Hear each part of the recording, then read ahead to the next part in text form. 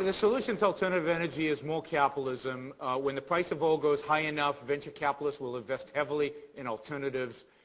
If it's viable, that's where it'll come from. The problem is when we look for government to provide us with those kind of solutions. It can't, and it won't.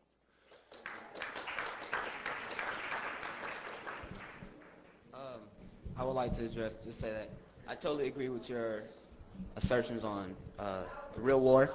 I'm sorry. I wanted to ask how exactly would you go about destroying Islamic or whatever, attacking the Islamics? I once asked, how do you expect to justify our immorality of eliminating a whole culture, never mind the atrocities that they have put on the world? That's the question. Well, I mean, it depends so the question is, how do I justify eliminating a whole culture? Yeah. And let's be clear here, I'm not talking about eliminating all Muslims. I'm not talking about eliminating all Muslims. I'm talking about eliminating totalitarian Islam as an ideology.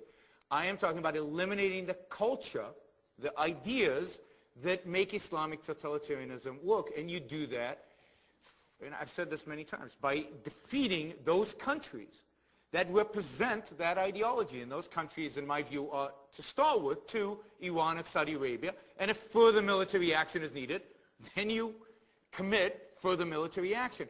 The justification is self-defense. The justification is when somebody attacks you, when somebody pulls a gun and is going to shoot you, you better shoot them first. It is a moral act to defend yourself. Not to defend yourself, in my view, is immoral.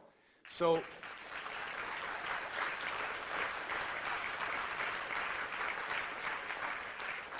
this is a war they started and only we can end. So the moral issue is they started it. They want to use force against us. We need to defeat them. Would you say that through ground invasions, or would you do it by the AWAM? Or look, I'm asking questions. I agree totally with the real world. No, but there's other questions. Okay. All right, question for Dr. Pipes.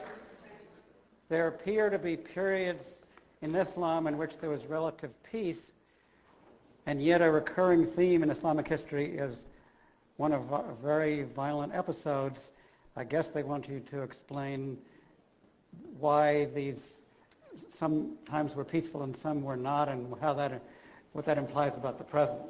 Islam is distinct in that at the very core of the religion is a drive to expand militarily, expand control over territory. A recent book came out by Ephraim Karsh called Islamic Imperialism, and it documents this. It's a fact. What we're seeing today is something yet different from that. What we're seeing is not just the expansion of Islam. We're seeing the expansion of a version of Islam, a ambition to transform, say, Western countries into Muslim countries, an attempt to apply the Islamic law in this extreme fashion in Muslim-majority countries and elsewhere. So what the Islamists desire is grounded in Islam, but is a more extreme version of it. I suggest that we see three different kinds of Islam. Traditional Islam, which is, by its nature, imperialist. Islamism, which is even more imperialist. And what one can call moderate Islam, liberal Islam, reformist Islam, an Islam that does not yet exist, but which I would argue, and which Dr. Sultan would argue against. I would say it can exist. And our effort, American Western effort, must be to attain that liberal, reformist, moderate kind of Islam. Because however difficult it is to attain, there is no alternative. I challenge you to offer me an alternative. If one does not work for a reform of Islam, what does one do? Now, there are various romantic notions that say Muslims will leave Islam in the hundreds of millions. I do not believe that. Muslims are very devoted to their religion, and will not, in substantial numbers, convert out or become atheists. So what is the alternative to working for a moderate form of Islam? However difficult, however long-term, however, however much of a burden that is on us, what alternative is there to that? All right, next questioner. Oh, I'm sorry. Did you want? I believe the solution is to separate between state and religion in the Islamic world. And I believe we should take the political power out of Islam and confine it to worship places and homes. We should take the Islamic teachings out of our school curriculum. That's what we need to do. I personally don't believe we can reform Islam, because once we try to fix it, we will break it. But what Thank you you. just said is what I would call reform Islam. I'm perfectly happy with your solution. We're just using different terms. To separate between the state and the religion. That's certainly part of it, yes. You might go back to the Middle Ages when Christianity was totalitarian itself. What changed them? They got secularized by Aristotle. It changed the entire history of Western civilization. Now, there was a philosopher in Islam called Al-Ghazali who studied the Greek philosophers, Aristotle, Plato, and instead of, like Aquinas, supporting reason in everywhere but God, rejected the Greek philosophers, and that was the end of Muslim progress. Maybe you'd like to answer, could a more secularized version of Islam arise if there were intellectuals like Aquinas who were free to speak without getting killed? I believe